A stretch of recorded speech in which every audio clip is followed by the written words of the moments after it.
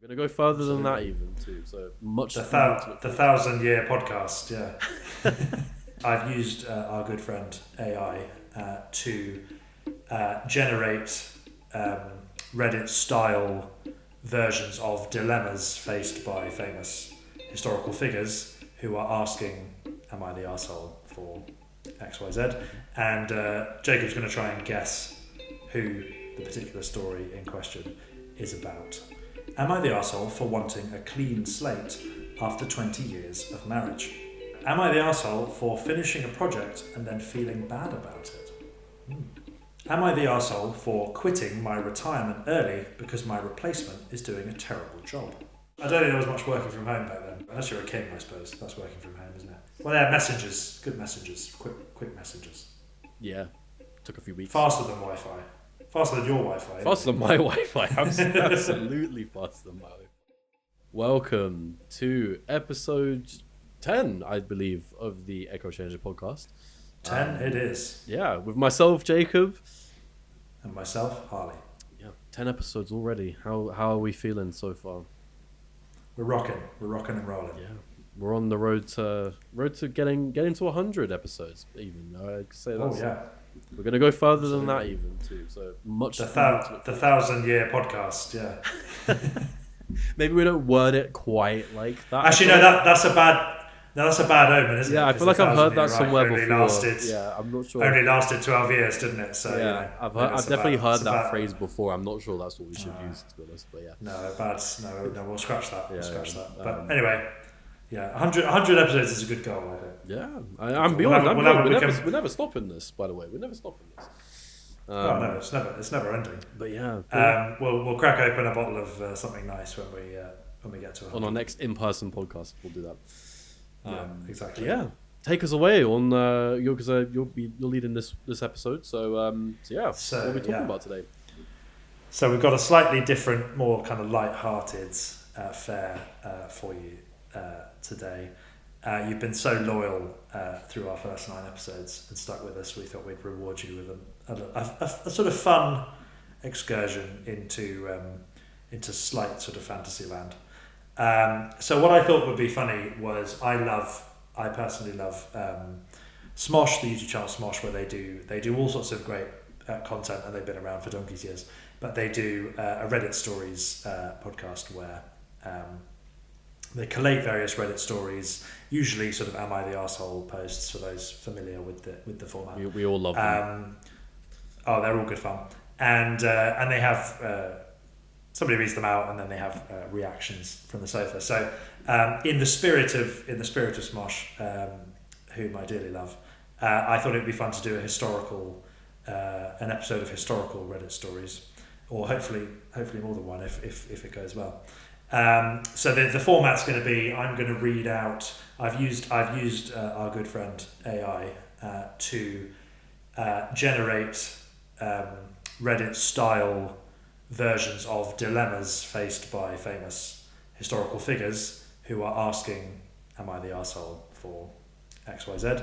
And Jacob's going to try and guess who the particular story in question is about. And then we'll have a general chit-chat, and then we'll look at the verdicts, because of course they all, like any good Reddit post, there has to be a verdict as to whether or not the person in question is in fact the arsehole, and some comments after that from some interested parties. Love to see it.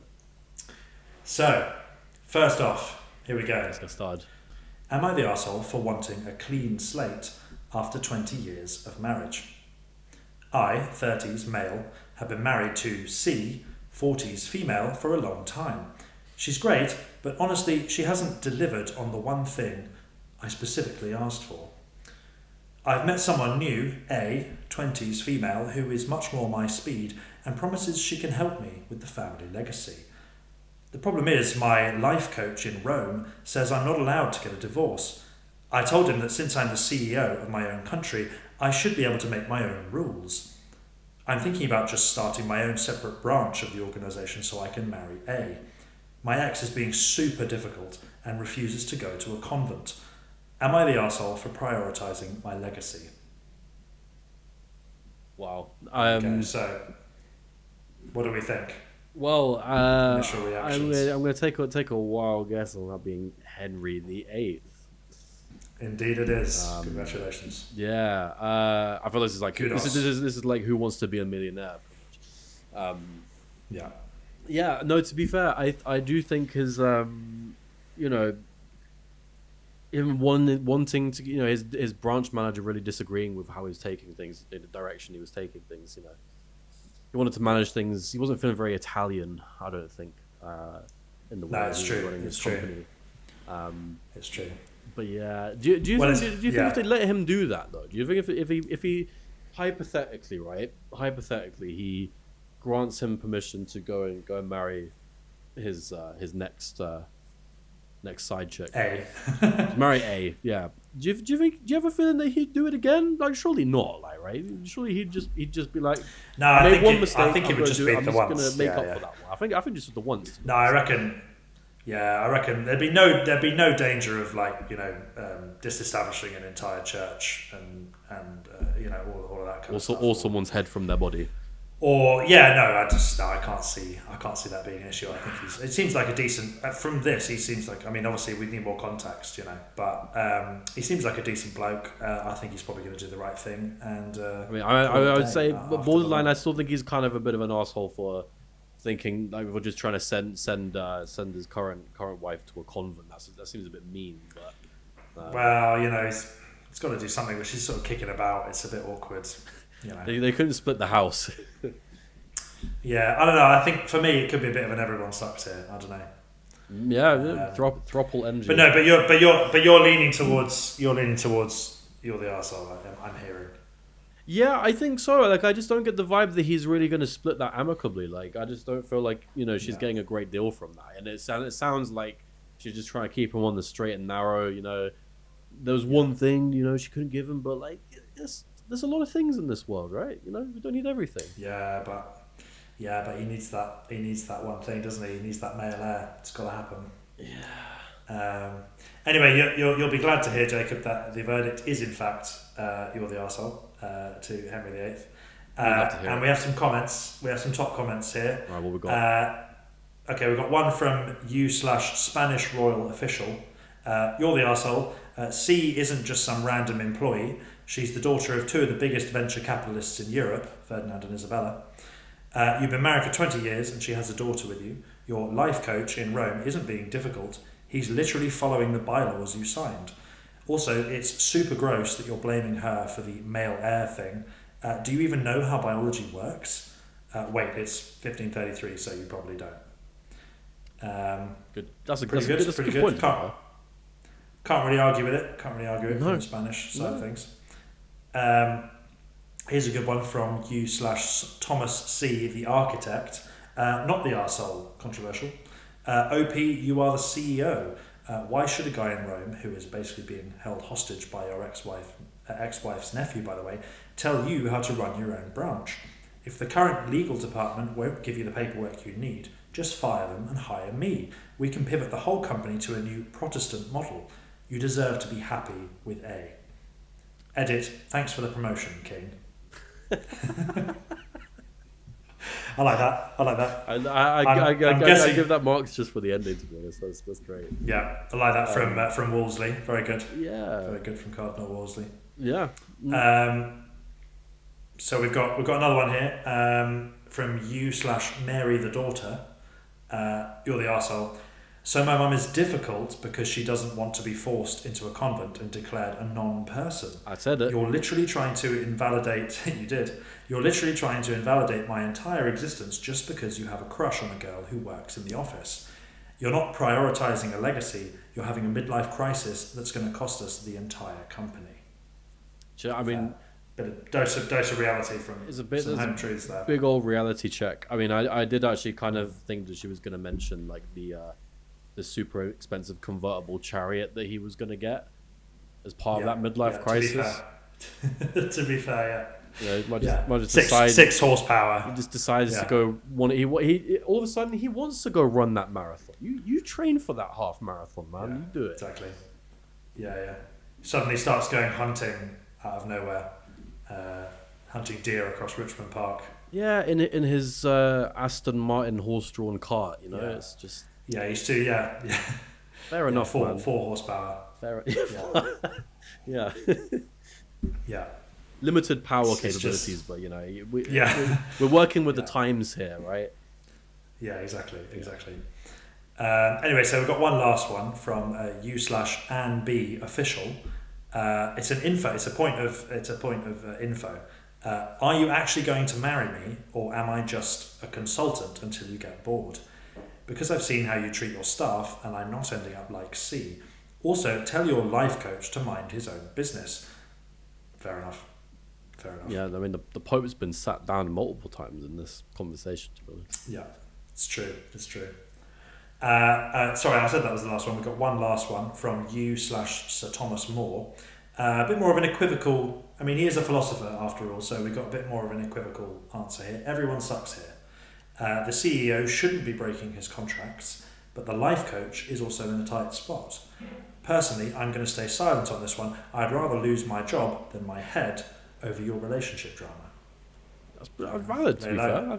It's kind of valid. Pragmatic. Yeah. Pragmatic, I like it. Can't do a lot without a head, to be honest. So I think that sounds fair enough. You must never lose your head in a situation like this. It wouldn't do. This is very quickly going to descend into how many dad jokes can we put into one episode of a podcast. Pretty much, I think so. That seems to be the way I'm heading at the moment. All right, on to the next. On to the next one. Okay, here we go. Am I the arsehole for finishing a project and then feeling bad about it? I, 40s male, led a massive R&D team for a high-stakes government project. We were under a lot of pressure to finish before the competitors did. We did it, it worked, it was actually the most successful project in human history. But now that I see how the board of directors is using it, I've been vocal about how we should probably never use it again. My colleagues say I'm being a hypocrite because I'm the one who built it. One of them actually called me a crybaby in front of the president. Am I the arsehole for having creator's remorse? That's one hell of a dilemma. What are you thinking? Are you getting any inklings over there? Wow. I'm gonna go with Robert Oppenheimer. Indeed, 2 for 2. You're on it. We're on a roll here today. We're on a roll. You're on a roll. You did it. Yeah. I mean, to be honest, I think it's pretty valid. To be honest, to be fair, it's not as if he kind of, is the guy who invented the Excel spreadsheet and decided actually this is the most single most boring, tedious thing that has ever been invented in the entire world. I need to withdraw my invention. It's a little bit of a grander scale than that. Tis a bit. Although, to be fair, the only thing I would say, death by spreadsheet. Although many office workers probably. The only thing I would say is the sound of my laptop when I try and run a really big spreadsheet is probably comparable to the nuclear bomb. So, to be fair, you're like Oppenheimer hiding behind the screen. Your Mars, where you switch it on and you run. I'm gonna put my my UV glasses on just so I don't get blinded by it. Basically. Yeah, exactly. But I think it's a fair comparison, personally. I would say so. So, what would you think? What's your, in terms of is he the arsehole? What would be your answer? What do you think? He's not the arsehole. I mean, I think you could make the argument that he is the arsehole because he made the thing in the first place.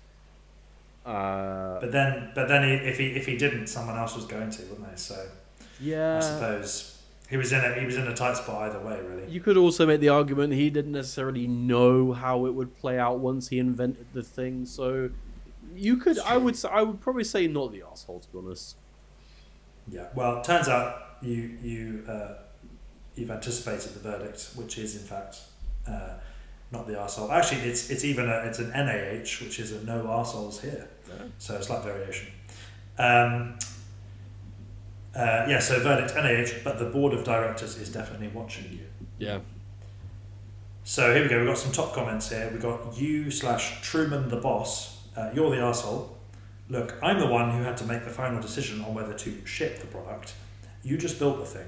I don't want to hear about the blood on your hands. The blood is on my hands. Let me worry about it. You're acting like a crybaby scientist who didn't realise that a weapon of war would actually be used for war. Get back in the lab or get out of the way. Harsh words. And he did, in fact. It's true that he called Oppenheimer a crybaby. He really did do that. That's mental. Yeah. Considering he's very American. Yeah, he's just a guy who's just invented the nuke, and then he's called a crybaby. Yeah. So yeah, fair enough. From Truman, he's got a. You can see where he's coming from. He's got an investment. He's got an investment in the thing at this point, hasn't he? He's got to see it through. Mm-hmm. He can't be having second thoughts. Mm-hmm. Wouldn't do. So we've got another one here from you/General Groves official. Everyone sucks here. I gave you the budget, the secret facility, and thousands of workers. We were in a literal race against the most evil competitors in history. You delivered the results, which was your job. But now you're trying to lobby against the next-gen version of the project, the H-bomb. That feels like professional sabotage. You can't be the father of the project and then try to disown the kid when it gets aggressive. I mean, you can see his point. Yeah, you can see his point. I mean, if he left, then there would be a nuclear stepdad that would have picked up the pieces, probably. So, quite. So yeah, no, it's interesting perspective. We've got a more. We're going the other way now with you/Einstein senior consultant, not the arsehole. I warned you that the board wouldn't listen to us once the tech was out of the bag. You did what you thought was necessary for the safety of the world at the time. Feeling remorse isn't hypocrisy, it's being human. But honestly, Robert, you were a bit naive to think they'd just put it on a shelf and never touch it. Yeah, I mean, again, very right. That's you can't make something like always that. I'm trying to think of like, I don't know. I'm trying to think of like a product that we have like all the time, right? So okay, imagine someone guy who invents the Mars bar. They tell him like, oh, you've got to make some kind of candy or something that people are gonna want. Yeah, invents the Mars bar. This is very. I mean, I thought this might be me just liking Mars bars, but like, he invents the Mars bar. What happens then? He doesn't want to put it on the shelf. He just wants to leave it in his own house. No, he didn't know the Scots were going to deep fry it. No, he didn't. He couldn't have seen that around the corner, could he? He couldn't have seen. If he'd known that, he would have never have made it. No, because if he'd known what abominations, he would have been like crimes against humanity lay ahead, he would have. He would have it's comparable. The Scottish are getting too powerful. We can't let them have this technology. No, yeah, exactly. Something nobody has ever said. The Scottish are getting too. And powerful. By extension, could you also say that the person who invented the deep fat fryer would also have the same opinion? Potentially, yeah. If you found out what the Scottish were going to use it for. Quite. Then again, he might be selling more deep fat fries once he knows that people want to put Mars bars in it. So he might be okay with it. He may have also been Scottish. True. I don't have confirmation on that, but he could have been. It's a conspiracy. I think so. I think I smell a conspiracy here. Yeah, I could. Yeah, why not? Why not? Yeah, why not? Anyway, a couple more comments here. One from you, Lewis Strauss, board chair. You're the arsehole. Actually, I'm just going to post a red flag on your security clearance. You're acting suspiciously like you're on the competitor's side now. If you aren't 100% on board with the company's future expansion, maybe you shouldn't have access to the server room anymore. See you at the hearing. Ooh, okay. Bit of a sharp Dangerous. threat there. Dangerous. Yeah. It's the classic situation, isn't it, of somebody leaving a company and taking with them all the knowledge, all the receipts, as it were. And the company doesn't like it. Someone's petty manager who didn't like them after they handed their notice in. No, exactly. And then we've got a query from you/average citizen 45. Info: does the project actually make the world safer because nobody wants to fight anymore, or did you just give everyone a delete button for the planet? I'm confused and scared. Both. Fair enough. I think that applies now. Yeah, I think both of those things are true. Yeah. And you had, all through the 60s, you had this question, didn't you? MAD, mutually assured destruction. The very terror that you've created, the very horror of the possibility of using it, prevents everybody from using it. Yeah, there you go. Very good. Well, what do we think? One more? Yeah, let's go for one more. The road. Let's round it off with 3. Am I the arsehole for quitting my retirement early because my replacement is doing a terrible job? Posted by you/not that short, actually. I, 45 male, have had a pretty high profile career. I was basically the CEO of Europe for a solid decade. Long story short, a group of rival competitors, mostly my ex-wife's family and a very grumpy British guy, ganged up on me and forced me into an early retirement on this tiny island. They told me I could keep my job title as long as I stayed on my porch and looked at the ocean. But here's the thing. They haven't been paying my pension that they promised me in the contract. The guy they hired to replace me, Louis, 59 male, is a total nepotism hire. He's undoing all my best work and the employees are literally begging me to come back. I heard rumours that the board of directors is planning to move me to a much worse island in the middle of nowhere. So last week I just left. I took a few hundred of my buddies, landed on the beach, and started walking towards the main office. Every time Louis sends security to arrest me, I just open my coat and say, if you want to shoot your boss, here I am. They've all joined my team instead. I just walked into my old office and Louis ran out the back door. Now the rival competitors are calling me a disturber of world peace and a criminal. Am I the arsehole for just giving the people what they want and taking my old job back? Well, what do you think? That's Napoleon. 3 for 3, 100%. Yeah, you're on a roll. I mean, I don't know if he is the arsehole in this situation, to be honest. Because I think it's a couple of things, right? They put him on this island, right? And maybe he doesn't like the sea. Maybe he has a bad view. Maybe it's just, it's not a nice beach he's near. I suppose also when he can see that like the guy who took his job was kind of incompetent as well, didn't really do it very well. It's kind of like you do a good job for like. It's like okay, right. I'm gonna bring it to a football reference here, right? So imagine you get a team who wins the Premier League one season, right? They sack the manager, send him somewhere else, send him to like a desert island, right? They bring a new guy in who gets them relegated the next season. You wouldn't let that stand if you were the guy on the island. You'd be fuming. I can see his perspective. Yeah, you can. It's true. Interestingly, controversially perhaps, the verdict was in fact you're the arsehole. Oh, okay. But that may be, I think when we look at the comments and who they're from, that may be why we're getting the verdict. We've got a bit of one-sided commentary here. Well, I wouldn't say one-sided, but it's leaning in a particular direction. So top comments, you/Iron Duke Wellington. You're the arsehole. You're like a bad rash that won't go away. We gave you an entire island. You signed the paperwork. I'm currently packing my bags for a place called Waterloo just to deal with this. Also, stop calling yourself the Great. It's cringe. It is cringe, to be fair. I agree with him on that. Fair enough. It's a bit cringe. Well, it's the short man syndrome, isn't it? He should. I tell you what he should have done. As we know from, he's posting under the name you/not that short actually. So I mean, to be fair, there are other ways. He's obviously a bit insecure. There are other ways that he could have compensated, like I don't know, buying like a little hatchback and putting a massive exhaust on it. Yeah, exactly. Yeah. Or like buying a motorbike, or like a really loud motorbike, or something like that, like just to really hammer home that he's not that short, Yeah, exactly. Definitely not compensating. No, not at all. So we've got another similar feeling from you/Tsar Alexander I. You're the arsehole. Remember when I burned down my own house, Moscow, just to get you to leave? I am not doing that again. Stay on your side of the map, or I'm bringing the whole squad over to cancel you for good this time.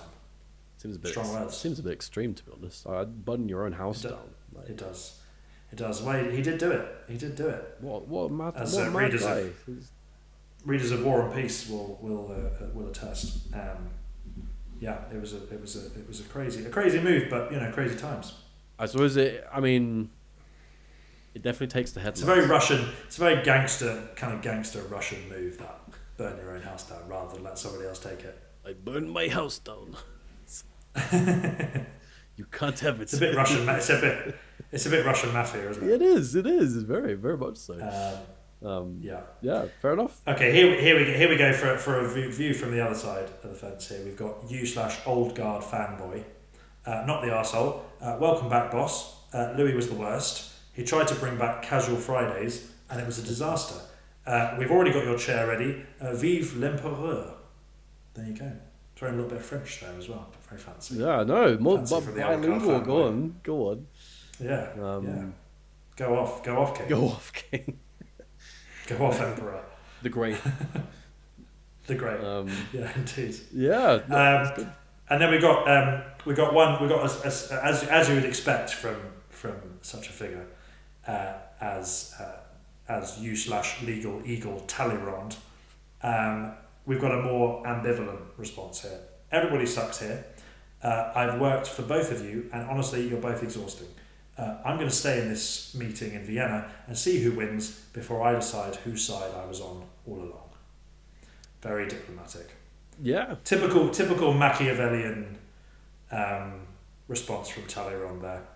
Yeah, I would agree. Play off both sides. See who lands on top. Pick the winner. See who has the best social budget for the weekend. Basically. Exactly. For casual Fridays. Yeah, casual Friday. Well, it might turn to casual Thursdays as well. You never know. Yeah, maybe. Well, Thursday is the new Friday, isn't it? So yeah. Would make sense. Would make sense. I don't think there was much working from home back then. I don't think remote. Unless you're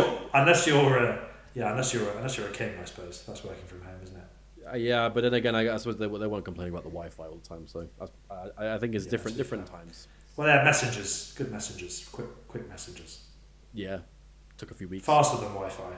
Faster than your Wi-Fi. Faster than my Wi-Fi. Absolutely faster than my Wi-Fi. You just hire yourself a little messenger boy. Yeah, I need. There you go. No, I was saying. I mean, I might as well upload the video files and smoke signals or something, and that'd be probably a bit faster, to be honest. But yeah, there you go. We'll try it that way. I get a carrier pigeon and attach a USB to its leg, and then they fly it to your house. Yeah, maybe that'll work a bit better. Sounds good. But yeah, massive, just like a terabyte hard drive weighing this poor pigeon down. Is it? Well, it's like as it tries to fly. It's like the scene out of Monty Python and the Holy Grail about the African swallows carrying the coconut. Yeah, it's like it. How heavy of a hard drive could you get two birds to carry? Yeah. Science. This is good. Good thing this isn't a science podcast. I mean, absolutely not. We're not about all of that stuff. We don't need to do the mathematics or any of that. No. We'd be lost. Yeah, we'd be absolutely lost. But no, anything's possible. If you put your mind to it, I'm sure. It's true. Yeah. Well, that was good fun. I enjoyed that.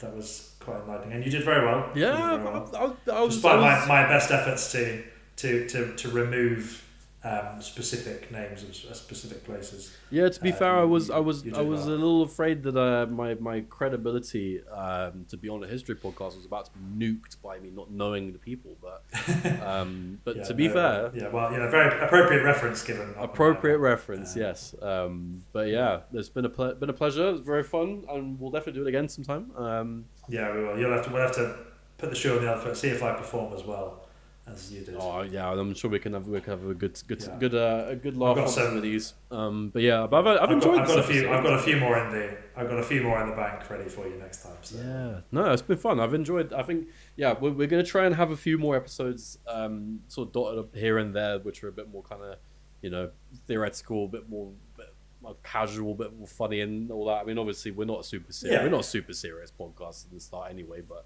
No. But yes, we'll have a bit of fun, and we're likable. We're likable guys. Yeah, we definitely have to say that. Yeah. That's definitely. Well, someone has to. Yeah. I'm sure it comes across. Oh yeah. But yeah. Just on that electricity. note, let's end it there. It has been a pleasure. Very much enjoyed the episode, and I hope you have too. And yeah, we'll see you on the next one. Yeah. See you next time. It'd be fair to assume that this is your Roman Empire, I think, this time around. Yeah, I think it is. I think it's fair to say. I'm often thinking of the American Civil War. It kind of permeates everyday life in a really interesting way, and the kind of philosophical mindset and kind of character of the South. They had gotten themselves in this really difficult bind, and even when they realised this and they started to try and invest in industrializing, it was seen to go against the grain of kind of Southern culture, the Southern way of life, because it was seen to be very grubby.